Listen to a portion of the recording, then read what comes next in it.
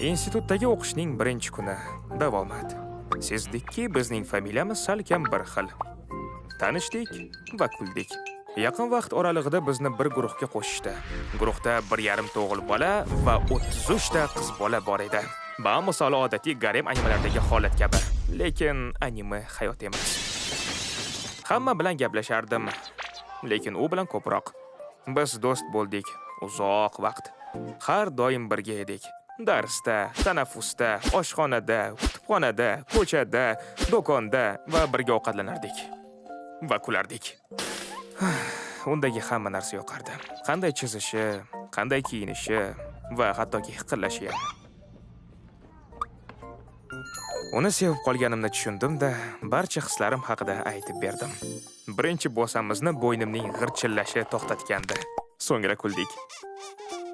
Keyin o'qish tugadi, nikohlanish va to'y. U meni familiyamga o'tdi, atiga birgina harfni o'zgartirib. Yana kuldik. U menga sevishini aytsa-da, lekin har doim tishlayveradi. Biz doim aylanamiz. Bir kuni do'kon rastasida kawaii cho'chqalar figurkasini ko'rib qoldik. Erib ketdik. Hayotimizda sehrli so'z paydo bo'ldi. Xiryu. O'shandan beri bir-birimizni xiruyamiz, xayrli xiryun tilaymiz, yoqimli xiryuha va hokazo. Xiryular hamma joyda. Kulayotganda hattoki xiryular chiqaramiz. Gohida bamisoli cho'chqa kabi bo'kib qolamiz. U meni xurikuvoy deydi, ammo o'zi xiryucha bo'lishdan bosh tortadi. Jahli chiqqanda yuzini ishirib oladi. Men buni qopcha deb atayman. O'shandan boshlab u qopcha, lekin ko'proq pandaga tortadi.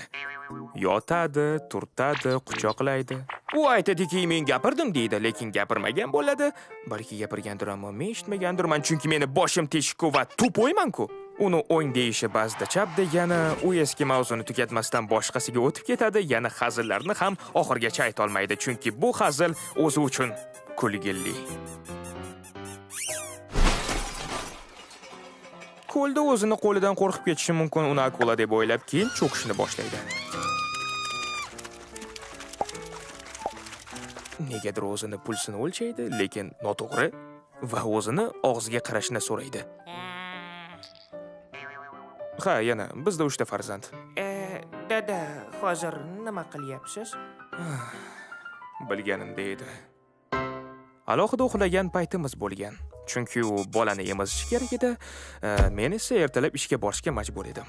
Ha, aytgancha, sochim ham o'zgargandi.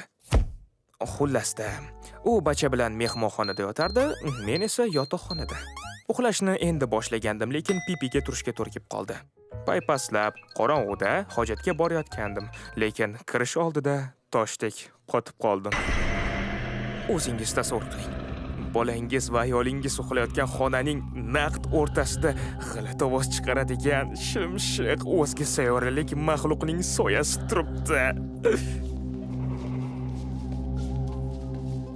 Tasavvurimda bu maraz xotinimni va bolani yutib yuborganda, ular esa oshqozondagi suyuqlikda meni yordamga chaqirishayotgandi go'yo. Men esa suyib qo'yishimga sal qolgandi. O'zi rostdan nima bo'lgandi? Bola uxlayotgan payti qo'shiq eshitishni xohlab qolganlar. Quloqchinda. Bir payt playlisti shunaqangi o'ynataveradigan qo'shiq chiqarib qolgan, birdaniga o'rnidan turib, xayolidagi o'yingohga chiqib, shayton bazmni boshlagan, raqsga tushib, o'sha sevgan qo'shig'ini aytgan. Albatta, pichirlab, chunki bolani uyg'otish kerakmas. Xotinjonim o'ylamagan tashqaridan qanaqa ko'rinadi, qanday eshitiladi. Qo'shimchasiga meni ham o'ylamagan, hojatga bormasdan bajarib qo'yishimni. Bu narsa hozir kulgili. Lekin o'shanda men baribir ham ishimni bajara olmadim. Bunaqa voqealardan bizda xrilyonta. Tushundingiz-a? U bamisol Usagi kino, lekin bipolarka bilan. Emotsional yig'ilgan energiya, yumor va yoqimtoylikning. U yoningda bo'lsa xuddi tupoydek kulasan. Uni sevmaslikning iloji yo'q. Chunki u chinakam xazina bilan to'lgan qopcha. Meni qopcham. Ovoz berdi Ismoilov Umar, maxsus YouTube kanal uchun va bo'lajakdagi ayolim uchun.